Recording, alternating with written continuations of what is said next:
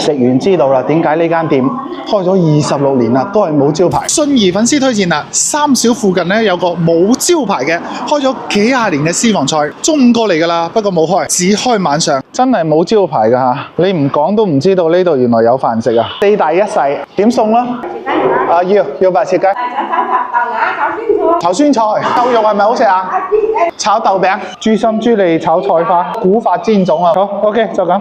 呢個種信宜特產啊。係。炒。哇！真係睇到好香啊！冇夠就自己都夠。呢個正啊！呢個雞雜湯粉，順便試下信宜呢邊白切雞。信宜呢邊嘅煎種。酸菜炒大腸，今餐點嘅呢個信宜菜唔錯啊！嗬，仲有啊豬雜炒菜花，先試下呢邊白切雞。好有講啫！哇，有個雞皮爽肉又爽，粵西呢邊啲白切雞真係正，爽夾滑㗎，雞味又濃，雞靚嘅話，雞胸肉都好食啊！再試下信宜呢邊嘅煎種。煎到外面嗰個口感好似個鍋巴咁啊，又香又脆，佢冇咩味㗎，主要就係煎完嗰個糯米嗰陣香味。試下個雞雜粉先，再整啖雞湯。唔該曬你老闆嚇。嗰啖雞湯正。信宜呢邊炒大腸真係正，今次攞嘅係酸菜嚟炒，原來呢邊大腸咁鬼好食啊！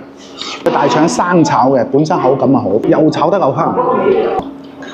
再試下呢個豬心豬脷炒菜花，豬雜啊全部都係生炒，新鮮豬雜攞嚟生炒其實好鬼正。最尾試下呢個扣肉炒豆餅，原來扣肉即係五花肉，啊呢個餸都好香，特別一塊扣肉夾住一塊豆餅。